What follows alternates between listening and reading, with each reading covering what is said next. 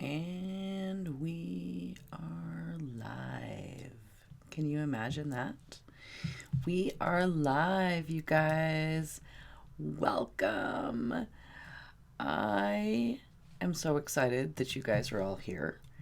And I want to welcome you to Pure Dog Talks Live at 5. I am your host, Laura Reeves, and I am super excited that you guys are here. And while everybody's hopping on, I have a couple items for the good of the order. This comment that's at the top of the thread isn't what we're talking about, and I don't know how to get rid of it, so sorry. um, we are really excited about a new project we have here at Pure Dog Talk, and that is our Pure Pep Talk. It's a weekly text message that's just an upbeat, fun, educational little tidbit, mentoring mentoring by text, right? I mean, just all of the ways that we can be here for you guys. And this is available for our patrons. It's an exclusive perk. Pure Pep Talk is something that you sign up for as a patron. You receive this perk. You can go to the website to sign up, and you guys are gonna have to bear with me tonight because I'm doing all the jobs. Shout out to Natalie, who's being a mom and at her son's concert. So hopefully that comment is coming up for you guys. Yes. There's your link to the patrons page on the website. Just keep in mind that you can join the patrons for as little as $5 a month, right? I mean, I know folks buy a coffee drink that costs more than that every day. So once a month. Now, keep in mind, right? The more support you offer, the more access you get. So there's that. We've streamlined a lot of the offerings for the patrons. We made a new patrons group. We've grown our existing all access patrons group to a community network of judges and breeders and experts and exhibitors. And it's all with the same goal, you guys. Your passion is our purpose. So there's the link for you on the website. And a couple other items for you today. Stacy has arrived to supervise. You can just move the briefcase off my chair. One of my favorite things that I like to do is to help out young people in the sport. And Mackenzie Doss is a high school student. Shout out Mackenzie. She's a junior handler and an Australian Shepherd fancier who's doing a school project that's designed to identify health rates in different populations of dogs. Purebred dogs, mixed breed dogs, all that. And she has asked for help from our tribe, and I said, y'all, we could give her a hand. So I'm going to drop the link to the survey also in the comments, and you guys go there, give her some information, and give her a hand with this project. I think everybody needs to have a helping hand every now and then, right? Okay. So, emergency preparedness. Now, I understand it's December. We're supposed to be doing holidays and gift giving, and we're going to get to that. But we've had some situations here at our house in the last month that have brought emergency preparedness to the top of my mind. So, I thought that we would talk about that a little bit. First off, here is a link to a very old podcast that you guys can check out. With Deborah Hamilton and her MAP plan that gives you some really good insight and ideas for how you can be prepared for divorce, disease, disaster, disability, death. I mean, all the horrible things that can happen when we have a bunch of dogs, right? And so we were in a situation of emergency. Like the People who take care of the dogs, one of them was in a head-on car accident, two of them were having babies, and another one had a litter of puppies. Like, what do you do? How do you handle that? What's the situation? And thinking on your feet, having an idea ahead of time, trust me, is a much better plan. I made it. We got through it, but I'm telling you, preparing in advance. Have a list. Just make a list of all your dogs. Some of us have 2, some of us have 10 or 12, right? If a total stranger has to come into your house and say, this dog, that dog, and the other dog, they're all Spinoni, they're all white orange, they all have beards, which one's which? What do they eat? What are their special requirements? Do some of them not get along? All of these are things that you need. Sorry, pardon me. Oh my goodness. I don't think I've ever had a sneeze on a live podcast. Wow. Sorry about that, guys. That had to be like thumbs up right in your right in your ears. Have a list. Have a running list. Always have that written down and posted somewhere. Whether it is the firefighters have to know if all the dogs are out in a house fire. Whether it is a random stranger that has to come into your house and take care of your dogs on no notice with nobody there to tell them what to do, right? It is absolutely mission critical that you have all of that information accessible at the front of the house, at an easy access point. And you need to have multiple copies of this. Okay, so that if whichever random stranger has to come the next day, right? Maybe it's another different total random stranger who doesn't know anything about your dogs. You need to make sure you have all of this information available. And it should include cell phone numbers for yourself, for anybody, co-owners, any of the other parties involved in each of the dogs, right? It should include your veterinarian's phone number. It should absolutely include all of the details that you need to get this information to whoever needs to have it. Email addresses, locations, names of additional co-owners with their cell phone numbers, microchip numbers. All of that should be available in all of these places for people who are going to have to come in and maybe kind of pick up sticks, right? What happens if you're in the hospital? What happens if you don't have an ability to communicate? Are you prepared for that? Are you ready? Because I'm telling you, these are the kind of things that I've had to think about a lot in the last month or so. So my recommendation is think about them now instead of having to sort of do it on the fly, because that wasn't a lot of fun. Now, the upside I'm going to say to this is that our tribe, I talk about it all the time, our tribe's amazing. Our tribe is truly incredible, and there are literally angels walking amongst us, and that's not a joke. People who came in on no notice, drove 6 hours to take care of our dogs. People who are puppy sitting random extra dogs for months at a time. So be prepared for that, right? Make sure that when you send your dog, the person that you send it with has food, has a leash and collar, something I forgot.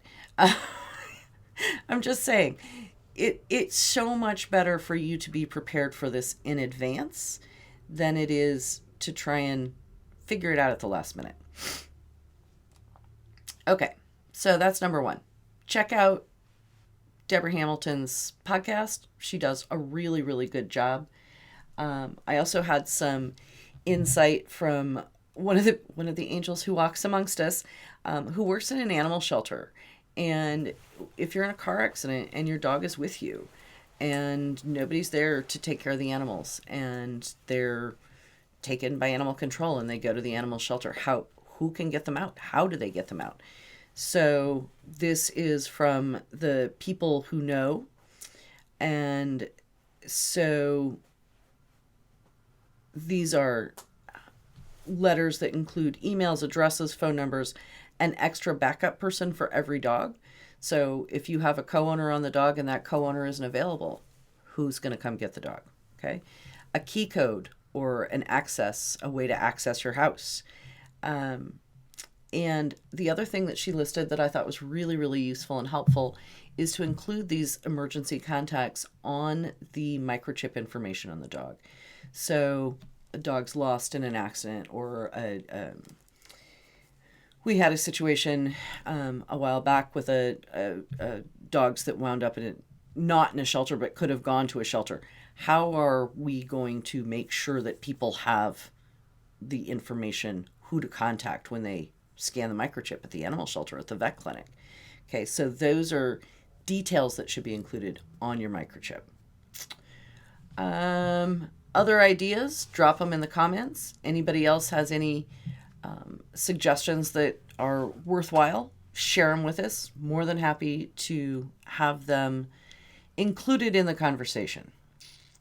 So it is actually coming up on Christmas and Hanukkah and all of the gift giving times of year. Last month we talked about Thanksgiving and giving thanks. And this month we're talking a little bit about giving gifts. And if everybody has listened to yesterday's podcast with Dr. Marty Greer, she had some amazing suggestions from her trip to Super Zoo. And I think that if you haven't, you should definitely take a listen to that and make a trip to the website. I know not everybody does that all the time. She sent me an enormous list of links to all of these products. It is incredible. You can shop for every single person you know that owns a pet, whether it's a dog or a cat, or I'm sure a guinea pig. And she's provided links for all of the places you can go to get these products. You should definitely check that out. The next thing that I'm going to suggest on your gift giving binge, if you haven't had a chance yet to check out our ebook, audiobook, How to Stack Your Dog, or Auntie Laura's Beginner's Guide to Show Dogs. This is something that I think is a really, really cool tool for a lot of people that are just getting involved in the sport. It was created, is the derivation of something that I did many years ago when I was writing a column. And people were I got more reaction to this How to Stack Your Dog column than I had to anything else I'd written, which was shocking to me how much people wanted this information. So that was the original inspiration for this book, and it has been an audio CD. It is now an ebook and a downloadable audiobook on Audible, anywhere else you want to check it out. In the gift giving department, one of the things that we created during the pandemic at Pure Dog Talk was a vendor's row on our website for free. Nobody pays to be there. We just went through and listed all of our friends that had vendor spaces, and I'm going to drop that link in the chat as well, because I think it's really important that we support our people, right? And there's a lot of great dog show vendors out there that we don't always see every weekend, and many of them have ways for you to order gifts, products, what have you, online. And finally, just because everybody needs a little Pure Dog Talk in their life, in your gift giving department, check out the Pure Dog Talk swag store. There's lots of fun stuff there. There's lots of cool gifties, and you can find anything you need for everybody you know. At one of these links, there's going to be something for somebody. Stocking stuffers. Don't forget, there's also on Vimeo, of course, this is the one I didn't get the link to, isn't it? Dr. Marty Greer and I had wonderful, about a year ago, we did a fabulous Canine 911 series of 6 webinars on emergencies for your dog. And I think that it's important that we still know what we can do at home and what we can't. And those are available on Vimeo. You can go to the Pure Dog Talk website and you can find those to download or even rent from Vimeo. And that's a really, really cool project that Marty and I have donated a portion of the proceeds to Not One More Vet. So I think that that's another way that you can do good things for people and do good in the community. So there you go. Okay, gift giving for yourself and your friends. Now, gift giving for your dog, right? So that vendor link I dropped is going to have tidbits and snacks and all the good stuff. I know one of the people on there is Red Barn. All the things that you want to get for your pet.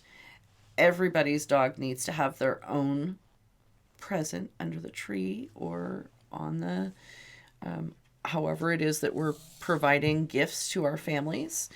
Our dogs are frequently part of our families. And so I think that that's something that we should have access to a lot of resources on.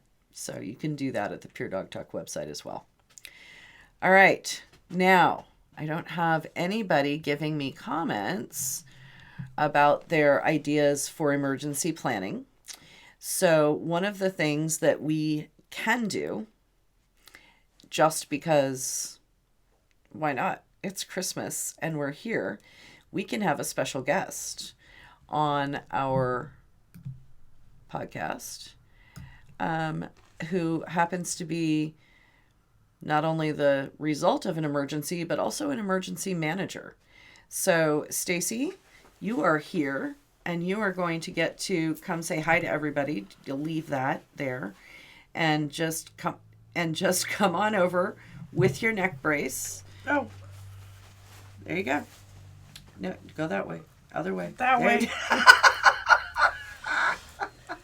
It's not very often we get to have a live in-studio guest. Usually we get to have our guests. You can stand up. It's okay. Stand up. Stand up. Stand up. So, stand up. There you go.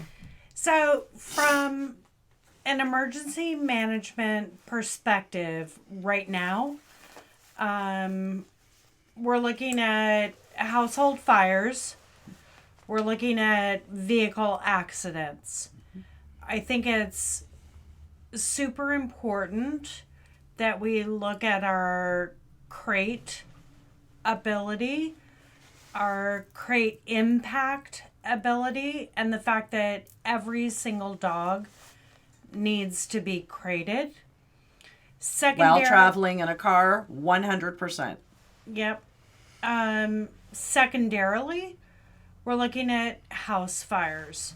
So identify where your fire extinguishers are and look at their expiration dates.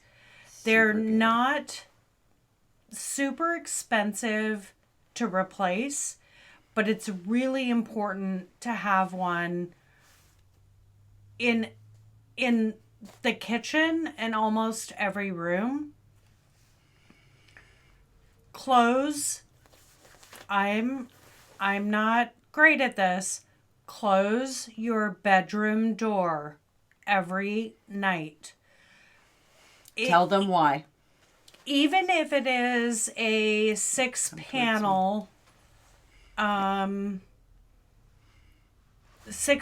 hollow door, it will save your life. If the fire starts in another part of the house. Exactly. And again, I just want to reiterate how important it is that on your microchip or in the ownership of your dog, put somebody that you trust as a secondary owner. If those dogs get loose during an accident or a fire, you have to be able to get them back, and that will take you a long way. Make sure your vet knows. Yes, I think that's really good, Stacy. And I think the other thing to think about, we talk about this all the time, and Stacy, understand that Stacy was in a really horrendous vehicle accident. She didn't, about 6 weeks ago, she did not take a dog with her that she had thought maybe she was going to, and she was really grateful. And, it's one of those, it's the worst thing. You're like, I'm just going to run a quick errand into town. I'm just going to grab the dog and take him with me. I don't have a crate in the car. They'll be fine. Right? It's that quick last minute thing. It's not the cross country planning with your 16 impact crates. It's that last minute run into town that's going to get you. And I just cannot emphasize this enough. I know that I have absolutely said this on the podcast before. My mother was in a horrendous car accident when I was much younger, and she was carrying puppies to the vet for health certificates, and she was nearly killed, and those puppies were completely fine. Now, the crates were not necessarily in the car. The crates had actually flown out the back window of the car, and one of the puppies was curled up around her when the paramedics arrived, but they were okay because they were in crates. If they had not been in crates, they would have died. And I understand everybody thinks crates are pain, right? They take up a lot of room. You have to have a vehicle, you have to do whatever. A seatbelt isn't going to save their life. It's the last second. Come on, Adele. Jump in the car. Let's go for a ride. We're picking up a friend. She would not have survived. No, she wouldn't have. And I will never be in a vehicle without a dog in a crate. And Laura said that for years and chastised me. Learned. Yeah, lesson learned. So anyway, thank you, Stacy. I appreciate you dropping by, and we're really glad that you had a great X-ray today. And yay! Gonna survive. You're gonna live, no surgery, and her neck brace gets to come off in a few more weeks. So, I really think sometimes that visceral image is what we need. And I know that I have phenomenal listeners out there who are able to learn from our experience and not have to have your own. So that's what I got for you for today. But travel your dog safely. Use a crate. Use a good crate. I think back to the days when I traveled my dogs in wire crates, and I am horrified. I'm literally horrified at that memory. And I have solid sided crates for my dogs now. And I think that is a huge part of it, but that's part of having dogs is we have the vehicles, we have the ability to travel them safely. We have the ability for them to be safe wherever they are. So I really appreciate Stacy's input on house fires. This is a time of year where we see a lot of that. You have a candle burning, or you have a tree up and there's a spark in the lights. I mean, things happen. So be aware, be on top of things, have a fabulous and phenomenal holiday season by being prepared. And, I really liked the comment up here that was talking about from Jenny Burton that updates her doggy 72-hour kits at Easter and Christmas. I mean, what a perfect thing to add to your list this year. What a great gift to give your pets, right? That each of her dogs has their own bag with food, an extra leash, a pop-up food and water bowl, and a chew toy. I mean, that is amazing. And if it means you make 10 bags, BFD, guys. I mean, think of the things that how easy is it to have a go bag for every dog? So in the emergency preparedness department, we live in Southern Oregon. We have really high fire danger much of the year. Wildfires have come within a couple miles of our house multiple times. And as a result of that, we have a vehicle at all times, stocked with dog crates, with water buckets, with leashes that are absolutely independent of all the other crates. And we all have more stuff than we need, right? And so we used the stuff. We bought a cheapy little, um, we call it the beater van. It's not beautiful, it's not fancy, but it will get out the driveway into the emergency evacuation center. And I can load 10 dogs in it in the span of 5 minutes and be out. And that is our version of emergency preparedness. Marty, welcome. Glad to see you here. She said she has a card on her dashboard with her contact information. I think that is amazing. It goes with the contact information in your house, on your front door, anywhere. We have a kennel license, right? So we have to keep a list of the X dogs that we have on the property at any given time. And it has the dog's name, it has the dog's breed, it has the dog's age, it has a secondary backup, and that folder is posted on the wall inside the dog room and the wall inside the house. And so all the places that people might look to access that in your vehicle, some people will put a crate, like the thing you put around your neck at a convention, those little plastic thingy whatsits, stupid things you hang around your neck. Get one of those and snap it on the front of your crates when you travel, so that each dog in each crate has their individual contact information. That's another one I've seen that I thought was really, really smart. I've never managed to be that organized myself, but I thought that was a super, super great tip. So those are all things that you can think about, and everybody will have a way to do what's best for their dogs in their system. And I think that's your goal, right? Okay. Anybody else have anything they want to drop in the comments? Otherwise, we're going to make this a short one this month, just because it is holiday season and everybody is doing holiday things. And I am incredibly grateful for everybody who joined us tonight. As I mentioned, don't forget, download and listen to Marty's and my conversation from yesterday, talking about some of her gift ideas from Super Zoo, the amazing Small Business Saturday opportunities that are available to you. Support your local business, shop local, bake for your veterinarian, bake for your groomer. Hi, Garnet. Great to see you.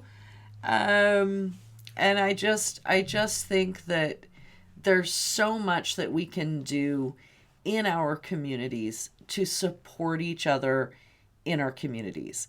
And I can remember way back in the day when I was a kind of Furby art major college kid. And one of the things that was a big watchword in the communities that I hung out in was to think globally and act locally. That was a big kind of organizing hoo-ha thing. But I really took that to heart over the course of my years, and I don't need to buy everything on Amazon. I don't need to go to Etsy. I can find somebody in my community that can do the things that I need done. And all of the things that we do to support and grow the people in our own communities, whether it's our dog community or our physical community, I believe help everyone. And a rising tide raises all ships, and, come up with whatever thing you'd like to say. But I really do feel very strongly about that. Support the people around you. And that's dog people, that's in your town. in your county. I think that that is always going to be of benefit to all of us. Merry Christmas, Happy Hanukkah, Kwanzaa, whatever solstice, whatever it is you celebrate, don't celebrate, enjoy the season. Give because it will make you happy. Giving, it really is the best therapy you can ask for. So thank you. Thank you, everyone. I'm really excited that you could be here. And don't forget to check out the links that I dropped there in the comments. They'll be up on the Facebook page. You can go back and find them if you need to. All right.